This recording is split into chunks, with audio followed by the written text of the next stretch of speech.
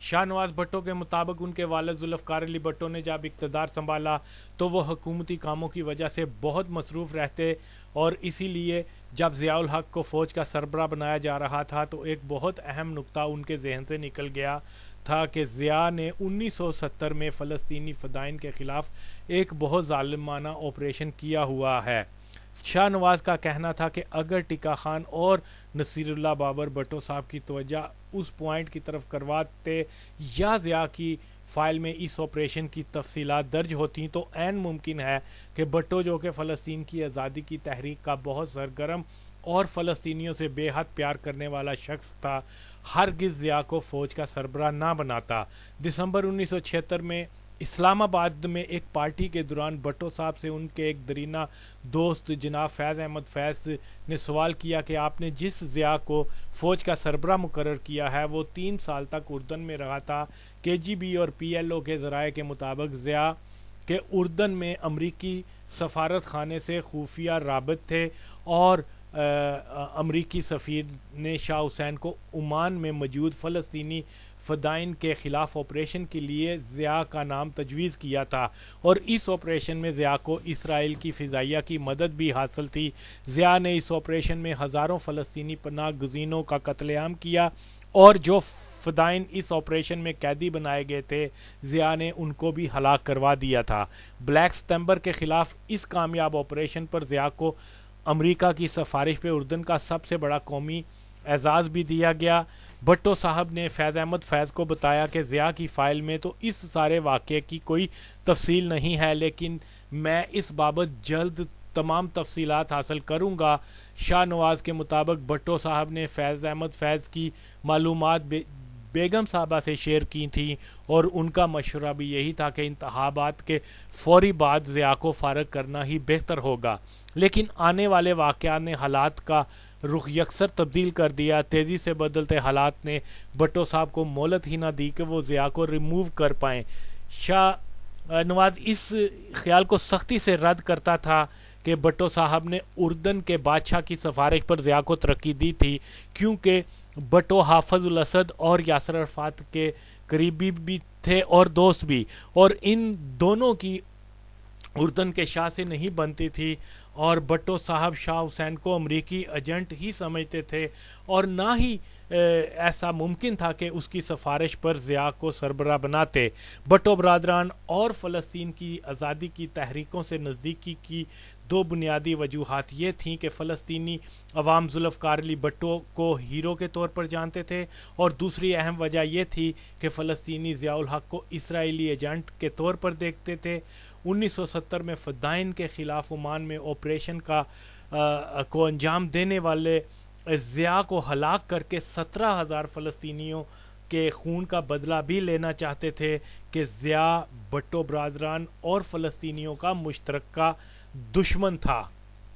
میری ذاتی رائے اور کچھ شواہد ایسے ہیں کہ 1988 میں بہاولپور میں ضیاء کی ہلاکت میں کسی نہ کسی فلسطینی اور خاص طور پر بلیک سپٹمبر تنظیم کا ہاتھ ہو سکتا ہے۔ بلا شبہ ضیاء فلسطینی فدائین کا ایک ٹارگٹ ضرور تھا، اور یہی وجہ بھی تھی کہ فلسطینیوں نے ضیاء کو ہلاک کروانے میں بھٹو برادران کی بہت مدد کی تھی، اور 1979 سے لے کر 85 تک وہ اس امید پر رہے کہ بھٹو برادران ان کی تنظیم یہ مشن پورا کرے گی، مگر جب وہ ناکام رہے تو بالآخر 1988 میں ضیاء سے بلیک سپتمبر کی شب خون کا بدلہ لے لیا۔ دنیا کے کسی بھی میڈیا میں ضیاء کے ممکنہ قاتلوں کی فہرست میں فدائین کا نام شامل نہیں ہے۔ فلسطینی گروپوں کا الذوالفقار کی مدد کے پیچھے سب سے اہم نکتہ یہی تھا کہ دونوں ضیاء سے بدلہ لینا چاہتے تھے۔ کے جی بی یا دیگر ایجنسیوں کی نسبت ضیاء مدتوں پہلے فدائین کی ہٹ لسٹ میں تھا۔ جہنم واصل ہونے سے قبل تک ضیاء سی آئی اے، موساد اور دیگر سامراجی اداروں کا اس خطے میں سب سے بڑا محافظ تھا، اور ان کے مفاد بھی ابھی ضیاء سے وابستہ تھے، اس لیے یہ ممکن نہیں کہ انہوں نے ضیاء کو قتل کروایا ہو۔ افغان کھاد والے ضیاء کی بجائے گلبدین کو مروانا چاہتے تھے، مگر وہ اس میں ناکام رہے، اس لیے کھاد کے بس میں بھی نہیں تھا کہ ضیاء کو مروا سکتے۔ ضیاء ہندوستان کے لیے کوئی خطرہ نہیں تھا، اسی لیے یا تو پاکستانی فوج نے یہ کارنامہ انجام دیا یا فلسطینی فدائین ہی اس کار خیر کو انجام دینے والے ہو سکتے ہیں؟ حیرت اس بات کی ہے کہ نہ تو انٹرنیشنل اور نہ ہی ہمارے قومی میڈیا میں اس حقیقت کا چرچا کیا گیا کہ ضیاء فلسطین کے حریت پسندوں اور 17,000 نہتے معصوم فلسطینی عوام کا قاتل تھا، اور مختلف فلسطینی گروپ ضیاء کی طاق میں بھی رہتے تھے کہ اس لیے غالب امکان ہے کہ اس کی ہلاکت کے ذمہ دار فدائین ہی ہوں۔ اس دور میں مغرب کی ڈارلنگ بہت اعلیٰ معیار کی حامل مانے جانے والی ISI کی کارکردگی کا اندازہ اس بات سے بھی لگایا جا سکتا ہے کہ وہ جانتے تھے کہ ضیاء الحق کے طیارے پر ماضی میں میزائلوں سے حملے کیے جا چکے ہیں، اور ضیاء پر اس قسم کے حملے کا کسی وقت امکان موجود رہتا ہے۔ اس کے باوجود ٹاپ براس کو ضیاء کے ساتھ ایک ہی جہاز میں سوار کروا دیا، جو دلیل ہے کہ افغان جنگ کی وجہ سے مغربی میڈیا اور حکومتیں ISI کو بہت بڑا چڑھا کر پیش کیا کرتی۔ ضیاء کی موت ہرگز پاکستان و اسلام دشمن عناصر کی وجہ سے نہیں ہوئی۔ یہ تاثر غیر حقیقی ہے کہ ضیاء پاکستان و اسلام دشمنوں کے ہاتھوں مروا دیا گیا،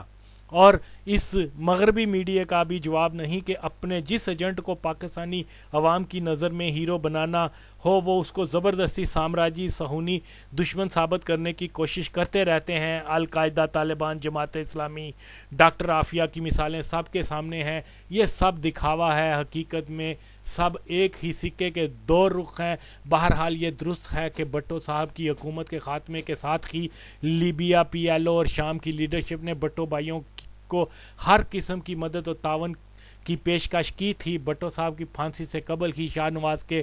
روابط مشرق کے وسطی کی گریلا تنظیموں سے ہو چکے ہوئے تھے، اور وہ گاہے بگاہے ان دنوں بیروت کے خفیہ دورے بھی کرتا رہتا تھا۔ بیروت اس زمانے میں بہت سے ممالک کے بائیں بازو عسکریت پسندوں کا مرکز شمار ہوتا تھا۔ شاہ نواز بھٹو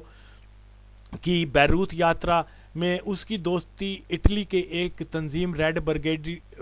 بریگیڈ کے کسی رکن سے ہو گئی۔ یہ بندہ ہلکے ہتھیاروں اور خاص طور پر روسی ساخت اسلحے پر بہت وسیع معلومات رکھتا تھا، کیونکہ شاہ نواز کی دلچسپی بھی اس قسم کی تھی کہ ایک ملاقات میں اس نے زمین سے فضا میں مار کرنے والے میزائل سیم 7 کا ذکر کیا، جس کو شاہ نواز نے ذہن نشین کر لیا اور ضیاء کو ہلاک کرنے کے لیے اس میزائل کے استعمال پر غور کرنا شروع ہو گیا۔ شاہ نواز نے اس منصوبے کو اپنے بھائی اور PLO کو بھی آگاہ کیا تو یاسر عرفات نے اس منصوبے کو نہ صرف سراہا بلکہ اس مشن کی تکمیل کے لیے اپنے تربیت یافتہ گریلوں کی خدمات کی بھی پیشکش کی، لیکن بھٹو برادران نے یاسر عرفات کو بتایا کہ ہماری پارٹی کے کارکن ہی یہ کارنامہ انجام دیں گے۔ شام انٹیلیجنس نے بھی اس منصوبے کی حمایت کی تھی اور الذوالفقار کے کارکنوں کو شام میں اس میزائل کے استعمال کی عملی تربیت دینے کے بھی آفر کی تھی، لیکن کیونکہ اس وقت تک تنظیم کے پاس کوئی موزوں افراد نہیں تھے جو تربیت کے لیے پیش کیے جاتے، اور شاہ نواز کا خیال تھا کہ کیونکہ اس میزائل کا کامیاب استعمال تھیوری کے پروسیجر پر بھی ہو سکتا ہے، اس لیے پریکٹیکل کی اس قدر ضرورت نہیں کہ کارکنوں کو شام لا کر اس کی تربیت دی جائے۔ میرا ذاتی خیال ہے کہ اگر شامی حکومت کی میزائل کی تربیت کی آفر قبول کر لی جاتی تو امکان یہی ہے کہ ضیاء 1980 کی دہائی کے آغاز میں ہی خس کم جہاں پاک۔ حافظ الاسد نے سب سے پہلے بھٹو برادران کو سام میزائل تحفے اس عبارت کے ساتھ دیے کہ شام، فلسطین اور اسلامی دنیا کے محافظ میرے پیارے دوست ذوالفقار علی بھٹو کے قاتل اسرائیلی ایجنٹ ضیاء کے خاتمے کی امید کے ساتھ۔ حافظ الاسد ہمیشہ یہی کہا کرتا تھا کہ بھٹو نے عرب اسرائیل جنگ میں ہماری بہت مدد کی تھی، اور اس نے مجھے یقین دلایا تھا کہ اسرائیل کی جارحیت کا مقابلہ کرنے کے لیے پاکستان کی فوج کے علاوہ بچہ بچہ شامیوں کے شانہ بشانہ لڑے گا، اور یہی وجہ ہے کہ ضیاء نے 2 مرتبہ شام کا دورہ کرنے کی خواہش کی تو اسد نے ضیاء کا میزبان بننے سے انکار کر دیا۔ بھٹو شہید کی مسلم دوست پالیسیوں کی وجہ سے شام کے لوگ پاکستانیوں کی بہت قدر کرتے ہیں، اور پاکستانی پائلٹ کا اسرائیلی فضائیہ کے خلاف کامیاب دفاع کو آج تک سراہا جاتا ہے۔ دوسری جانب ہمارے افغان بھائی ہیں جن کو جماعت اسلامی اور ضیاء جھوٹ کی بنیاد پر پاکستانیوں کا سب سے بڑا دوست اور ہمدرد کہہ کر قوم کو بیوقوف بناتی رہی، جبکہ حقیقت یہی ہے کہ پاکستان کی افغان خانہ جنگی میں بے شمار قربانیوں، 30 سالہ میزبانی اور بے شمار سفرنگ کے باوجود افغان قوم پاکستان اور اس کے عوام سے شدید ترین نفرت کرتے ہیں۔ اس نفرت میں مستقبل میں بھی کمی کی کوئی امید نہیں کہ افغان قوم پاکستانیوں کو صرف اور صرف ایک اچھوت ہی سمجھتے ہیں، اور ہمیں اس خوش فہمی میں رکھا جاتا ہے کہ افغانی ہمارے ہمدرد، پاکستان کے دوست و مسلم بھائی ہیں، جبکہ سچائی یہ ہے کہ پاکستان کی تباہی اور بربادی کی خواہش شیو سینا کے مقابلے میں افغانیوں میں بہت زیادہ پائی جاتی ہے۔ پاکستانیوں کو حقائق کے ساتھ زندہ رہنے کی عادت ڈالنی ہوگی۔ حافظ الاسد نے اپنے ایک خاص اعتمادی کرنل ہائثم کی ڈیوٹی بھٹو برادران کے ساتھ لگا دی ہوئی تھی۔ جولائی 1981 میں سیم میزائلوں کو کابل میں پی ایل او کے سفارت خانے منتقل کر دیا گیا تھا۔ مارچ 1982 میں ضیاء پر پہلا حملہ ناکام ہوا اور اس کے فوری بعد دوسری کوشش شروع کر دی گئی، گو کہ کسی بھی آزمودہ طریقہ کار کو دہرانا ٹیکنیکی اعتبار سے ایک موزوں فیصلہ نہیں تھا۔ اس بار ضیاء کے طیارے کو راولپنڈی کی بجائے لاہور میں نشانہ بنانے کا منصوبہ تھا۔ اس مشن میں بے شمار خامیاں اور کمی وسائل، اور سب سے اہم یہ کہ بیٹری کے بغیر لانچر کسی کام کا نہیں ہوتا، اور جب تک میزائل چلانے کے لیے بیٹریاں ملیں تب تک بہت وقت گزر چکا ہوا تھا۔ اس دوران بہت سے مواقع ضائع بھی ہوئے۔ بہرحال سیم میزائل سے ضیاء کے طیارے کو نشانہ بنانے کی آخری کوشش کی ذمہ داری رحمت اللہ انجم اور جوید ملک کو سونپی گئی، اور ان کو دہلی سے دمشق لا کر سیم میزائل چلانے کی عملی تربیت بھی دی گئی۔ رحمت اللہ اور جوید ملک کے دمشق قیام کے دوران بیگم بھٹو صاحبہ ان سے ملنے بھی آئیں اور ان بہادر ساتھیوں کو اپنے بیٹوں کا درجہ دیا۔ رحمت کی موت کا بیگم صاحبہ کو بہت دکھ ہوا تھا، اور وہ ہمیشہ اپنے بیٹوں اور بے نظیر کو یہی نصیحت کیا کرتی کہ جو کارکن شہید ہوئے ہیں ان کے گھر والوں کا ہمیشہ خیال رکھنا۔ جب پیپلز پارٹی 1988 میں حکومت میں آئی تو اس رحمت اللہ انجم شہید کی غریب ماں اس آس پہ آئی کہ اپنے جواں بیٹے کی قربانی کے بدلے اس کو عزت و احترام سے نوازا جائے گا، لیکن بے نظیر نے یہ کہہ کر ملنے سے انکار کر دیا کہ مرتضی اور شاہ نواز کے ساتھ بہت سے افراد ضیاء کے جاسوس تھے۔ مجھے کیا معلوم کہ تمہارا بیٹا کارکن تھا یا جاسوس تھا۔ اس پر ہی بس نہیں بلکہ نہید خان کے ذریعے اس بے سہارا بزرگ عورت کو ایک دہشت گرد کی ماں کا نام دے کر ذلیل و رسوا کر کے واپس بھیج دیا گیا، اور جوید ملک 10 سال تک کراچی جیل میں رہا، کوئی اس کی ملاقات کرنے نہ آیا، اور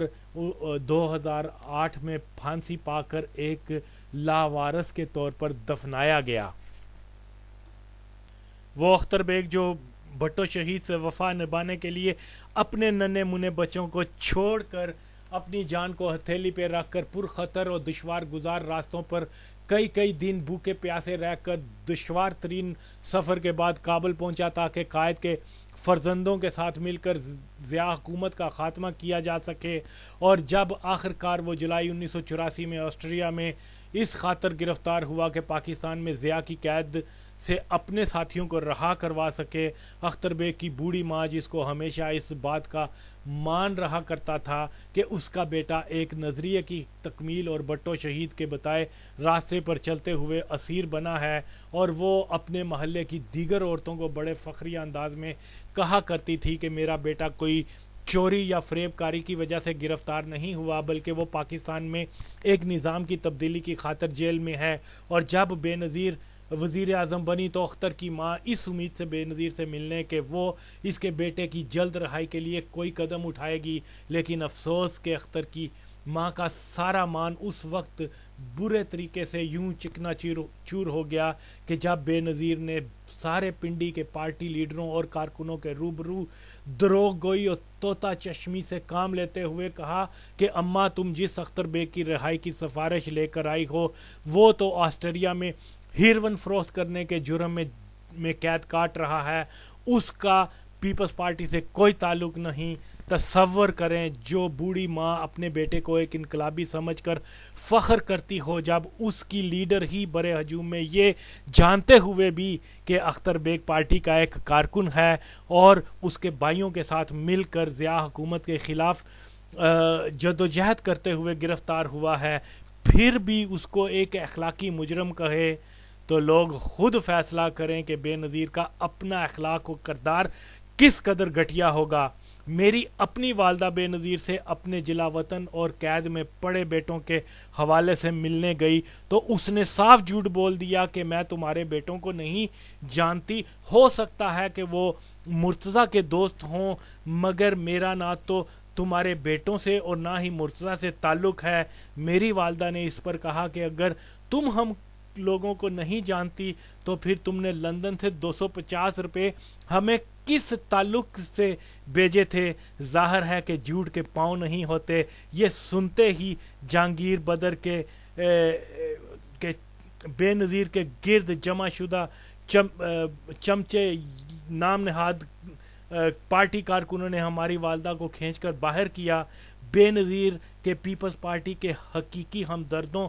اور قربانی دینے والوں کے ساتھ ناروا سلوک اور دل شکن اور مایوس کن رویوں کی بے مثال داستانیں ہیں، جن کو سن کر بآسانی اندازہ ہو سکتا ہے کہ بے نظیر ایک بڑی لیڈر تو کجا ایک موزوں یا مناسب انسان کہلوانے کے بھی لائق نہیں تھی۔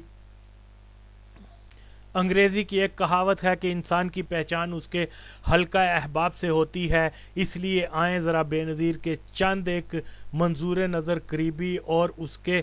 اپنے ہی منتخب کردہ افراد کی جانچ کریں، تو اس کہاوت کی روشنی میں جو پیغام ملے وہ کافی ہوگا کہ جانا جا سکے کہ بے نظیر کس کردار و افکار کی مالکہ تھی۔ ہر سننے والا تھوڑی دیر یہ فرض کرے کہ وہ ایک ایسی پارٹی کا سربراہ ہے جو ایک بدترین آمریت کے خلاف ایک ایسی جدوجہد کر رہی ہے کہ اس راہ میں اس کا باپ پھانسی اور بے شمار کارکنان قید و صحبت اور تختہ دار کی نظر ہوئے ہیں۔ 2 بائی گوریلا تنظیم کے سربراہ ہیں۔ اس پارٹی کے کم و بیش تمام بڑے لیڈر اندر خانی ایک آمر کے ساتھ مل چکے ہوئے ہیں۔ سارے ملک میں مارشاء اللہ کا خوفناک سایہ ہر کسی کے گلے میں ایک پھندا بن کر لٹک رہا ہے۔ جو کوئی جمہوریت کی بحالی کی بات کرتا ہے اس کو دردناک سزائیں دی جاتی ہیں۔ اس دہشت و خوف سے ڈر کر کوئی بڑا لیڈر باہر نکل کر کسی تحریک کو لیڈ نہیں کر پا رہا۔ قریب ہے کہ آمریت اس پارٹی کو ہمیشہ کے لیے ختم کر دے کہ اس مشکل ترین دور میں پارٹی کے نظریاتی کارکن مارشاء اللہ کے جبر کے خلاف ایک سیسا پلائی دیوار بن کر اس کے عزائم کو خاک میں ملا دیں۔ پارٹی قیادت جو کہ نظر بند ہے اور اس کے باوجود مارشاء اللہ کو جس نے ناکوں چنے چبوائے وہ پارٹی کا اصل سرمایہ یعنی غریب نظریاتی کارکن ہی تھے۔ اس سارے عمل میں سب سے اہم فرق اور پارٹی قیادت کے لیے سبق جو شے بنی وہ یہ کہ اس کے سامنے مشکل وقت میں ایک بڑے لیڈر اور ایک عام کارکن کی پہچان واضح طور پر ہو گئی۔ تو سوچیں اگر آپ پارٹی قیادت ہوں تو کیا آپ اپنی پارٹی میں کن افراد کو فوقیت دیں گے؟ ایک وہ جو مارشاء اللہ کے خوف سے نہ صرف میدان چھوڑ کر بھاگ گئے بلکہ آمروں کے ساتھی اور جاسوس بن گئے، اور وہ لوگ جن کا نہ کوئی سیاسی بیک گراؤنڈ تھا اور نہ ہی پیپلز پارٹی سے کوئی نظریاتی وابستگی تھی، یا آپ کا جھکاؤ پارٹی کے لیے انتھک جدوجہد کرنے والے اپنی جانوں کا نذرانہ دینے والوں کی طرف ہوگا۔ ظاہر ہے کہ کوئی بھی مخلص سنجیدہ دانہ نظریاتی رہنما اپنی پارٹی کے مشکل وقت میں ثابت قدم مخلص سیاسی سوچ اور بیک گراؤنڈ رکھنے والے، پارٹی کے لیے لڑنے والے، مار کھانے والے اور نہ بکنے والوں کی طرف ہی ہوگا۔ تو شک کی گنجائش نہیں کہ جو شخص اس معیار پہ پورا نہ اتر پائے کہ پارٹی وہ مضبوط اور عوامی ہوتی ہے جس میں بے لوث قربانی دینے والے سیاسی سوجھ بوجھ کے اہل افراد نہ صرف شامل ہوں بلکہ ایسے عناصر کو پارٹی کا ہراول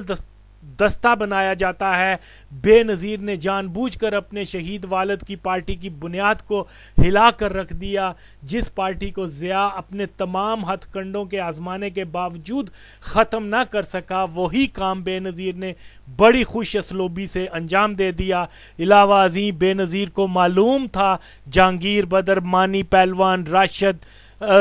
رانا شوکت، اشرف پگاں، ڈاواں والا اور راجہ پرویز جیسے ساجے ماجے لوگ ضیاء الحق کے ساتھ ملے ہوئے تھے۔ اس کے باوجود بے نظیر نے ان غداروں کو پارٹی کا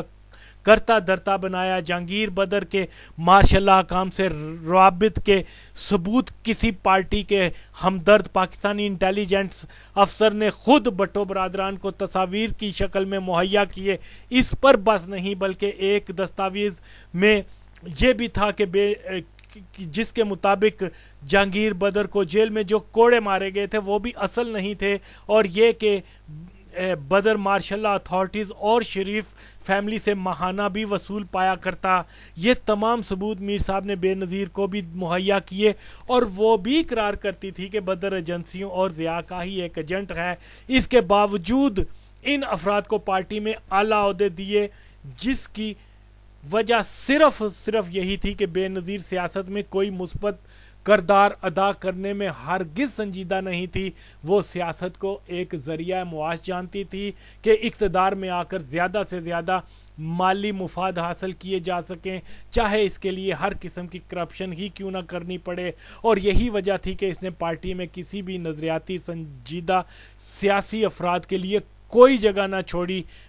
بدر جیسے کرپٹ ایجنٹ قسم کے خائن افراد بے نظیر کی ضرورت تھی، اس لیے ایسے ہی بد کردار اور خیانت کاروں کو اپنے گرد جمع کر لیا۔ بے نظیر کا ایک طریقہ کار یہ تھا کہ وہ اپنے وزیروں کو کرپشن کرنے کی کھلی چھٹی اس شرط پر دی ہوئی تھی کہ وہ ہر ڈیل میں ایک مخصوص رقم پارٹی فنڈ میں جمع کروائیں، لیکن یہ ساری رقم بی خود کھا جایا کرتی تھی۔ اب ظاہر ہے بے نظیر قیوم بٹ شیخ رشید، ڈاکٹر غلام حسین جیسے نظریاتی لوگوں کو آگے لا کر اپنی روزی پر لات تو مارنے سے رہی۔